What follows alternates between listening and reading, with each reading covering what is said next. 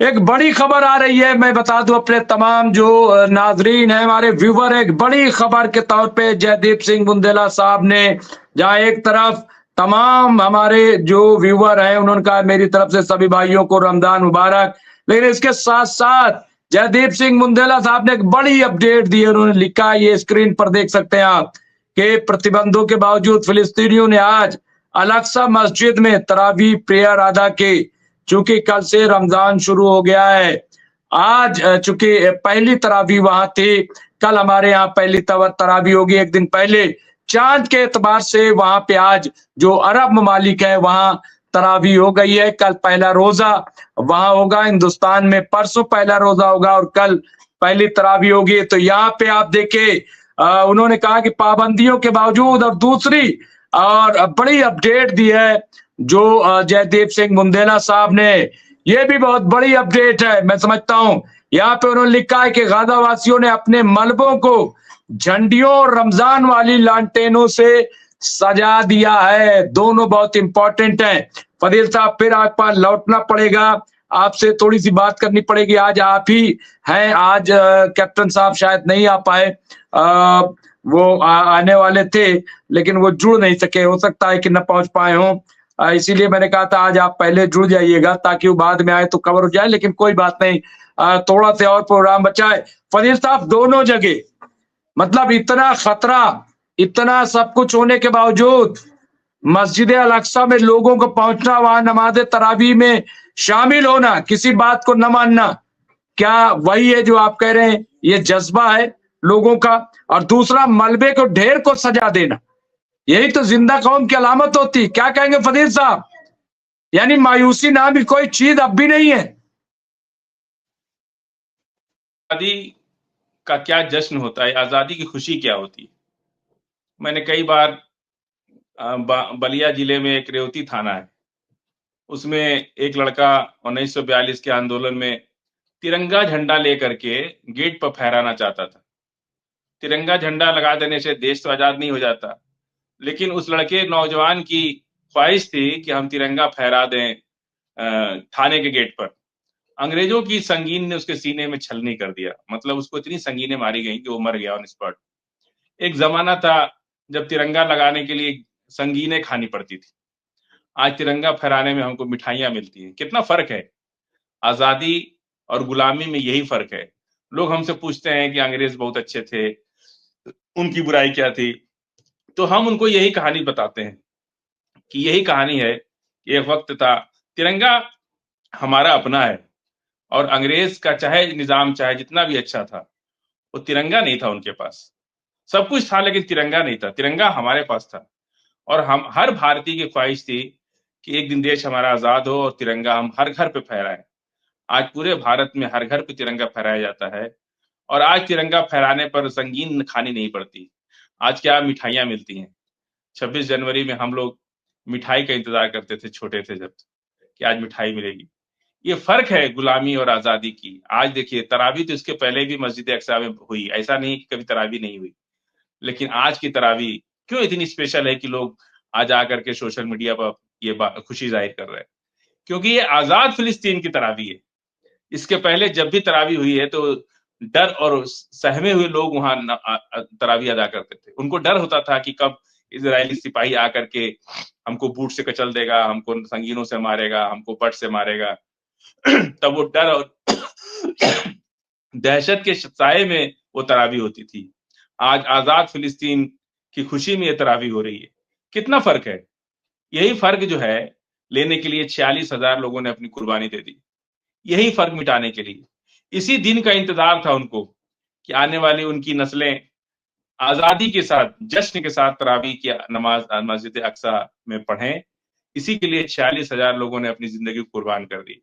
लोगों ने हंसते हंसते बम खा लिया, अपना घर तोड़वा लिया, घर से बेघर हो गए। तो यही फर्क होता है गुलामी और आजादी की जिंदगी में।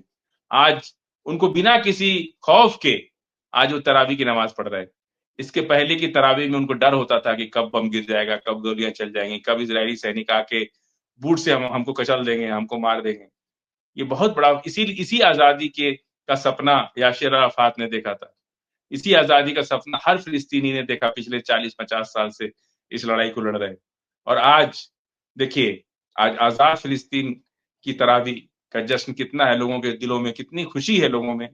इसी दिन का इंतजार था और अगली तरावी इंशाल्लाह इससे भी अच्छी होगी, जब यरूशलेम राजधानी होगी फिलिस्तीन को राष्ट्र, जब फिलिस्तीन अपनी पार्लियामेंट सेशन पूरा कर चुका होगा। तब तक मुझे उम्मीद है कि अगली तरावी से पहले पार्लियामेंट सेशन निकाल चुका होगा और फिलिस्तीन में की पार्लियामेंट में कानून बन चुका होगा और पूरे शान से लोग मस्जिद अक्सा में तरावी पढ़ेंगे।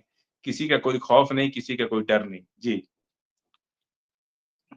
ये जयदीप साहब ने लिखा है कि इजराइल में सेना की कमी की वजह से 55 साल से ज्यादा उम्र वाले जो रिटायर्ड लोग हैं उनको भी भर्ती किया जा रहा है। मैं समझता हूं कि ये बहुत ही मतलब एक खराब सूरत हाल हम उसको मान सकते हैं कि ये।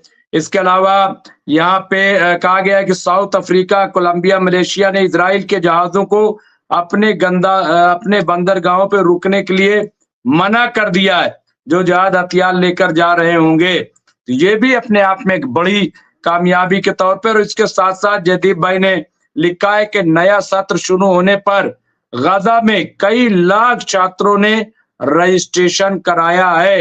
यानी वही जज्बा फजील साहब जो हम बात कर रहे हैं बार बार।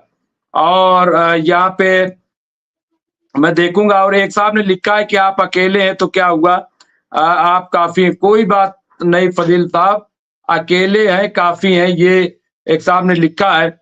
और एक और जो मैं सोच रहा हूँ कि एक साहब ने पूछा है कि आपका किस पार्टी से ताल्लुक है। तो अभी फजील साहब किसी पार्टी में नहीं है, पहले पप्पू यादव की पार्टी में थे। इसके अलावा तो बहरहाल मैं आखिर में फजील साहब ईरान के ताल्लुक से, चूंकि एक खबर ईरान के ताल्लुक से भी यहाँ पे अपडेट की गई है, तो मैं वहीं से ये कर लूंगा। जयदीप सिंह मुंदेला साहब ने ही अपडेट की है कि यूएस द्वारा ईरान विरोधी गुटों को फंडिंग रोक दिए जाने से उन गुटों को क्राइसिस शुरू हो गई है। यानी जो ईरान मुखालिफ काम करते थे उनकी फंडिंग जो है अब ट्रम्प ने रोक दी है, नंबर एक। नंबर दो ये कि जो किंग जॉन वाली बात आई थी कि उसी तरह का असलहा, तो जाहिर है वो न्यूक्लियर की ही बात हो रही है। तो फजील साहब बार बार ये बात आ रही है, आपने इससे पहले भी ईरानी न्यूक्लियर प्रोग्राम की बात कर रहे थे, अभी पीछे फिर आया था साहब ये इजराइल हमला करने वाला है, ये वो, आपने कहा कभी हमला नहीं करेंगे, कोई जंग शुरू नहीं होगी। वो बात अब सामने आ गई है फिर, वरना माहौल ऐसे ही बनाया जा रहा था। अभी 3 दिन पहले ही आपने कहा कोई जंग उंग नहीं होगी इसमें। तो लेकिन ये जो चीज है, मैं दो चीज, एक तो 2-3 चीजों को मिला करके, जैसे यूक्रेन से पैसा मांग रहा है, लिस्ट भेज दी है अमेरिका ने, हमने कहा था कि यही काम जो है इजराइल के लिए होगा। अब खबर आ रही है कि इजराइल से भी हिसाब किताब शुरू हो गया है। और तीसरी चीज ये कि जो ईरान मुखालिफ गुट थे उनकी फंडिंग रोक दी गई। कैसे देखते हैं फजील साहब अब इसको आखिर में? देखिए, मुझे बहुत इस बात पे अल्लाह का शुक्र है कि मैंने शुरुआती राजनीति में 2 प्राइम मिनिस्टर के साथ काम करने का मौका मिला, एक चंद्रशेखर जी और दूसरे वीपी सिंह साहब के साथ। मैं बहुत करीबी से राजनीति को मैं समझा और ये लोग उस जमाने के नेता थे जब भारत को उनकी आइडियोलॉजी से पहचाना जाता था। आज तो बहुत सी चीजें बदल गई और उस तरह के अब नेता भी नहीं है, ना उस तरह का विचारधारा है। तो और दूसरी बात यह है कि मैंने 3 दिन पहले भी आपसे कहा था कि अमेरिका, अगर जेलेंस्की अमेरिका की बात नहीं मानते हैं तो पोलैंड के हाथ में चला जाएगा यूक्रेन जेलेंस्की को भागना पड़ेगा या उनको कहीं अमेरिका कहीं शरण दे देगा, नहीं तो वो पोलैंड के साथ चला जाएगा। ये एक हम बता रहे हैं आपको। बाकी जो हिस्सा बचा है वो रूस तो ले ही चुका है उसको। अब इनके सामने, जेलेंस्की के सामने कोई दूसरा रास्ता नहीं बचा है और अगर उनको नहीं मानेंगे तो उनको अमेरिका शिफ्ट करके और ये पोलैंड जो है इस पर कब्जा करके और इसको ले जाएगा अपने साथ। ये अमेरिका की पॉलिसी बन रही है। और रहा सवाल ईरान का, तो ईरान से तो कभी भी नहीं लड़ेगा अमेरिका। और इजराइल, अमेरिका किसी का दोस्त है ही नहीं, अमेरिका अपने मतलब का यार है। हमारे यहाँ भोजपुरी में एक कहावत है, गजेड़ी यार किसके, दम लगाए खिसके।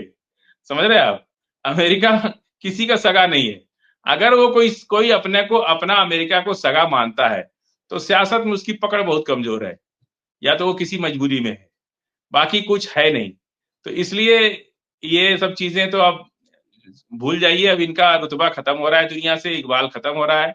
अब ये लोग विस्की की गिलास में समुद्र के किनारे लेट करके अपना फोटो डाल रहे, अब इनकी यही सोच है। इसके अब यहाँ से दुनिया खत्म हो जाती है, जब आपकी सोच जितना जाती है ना यहाँ के बाद दुनिया खत्म हो जाती है।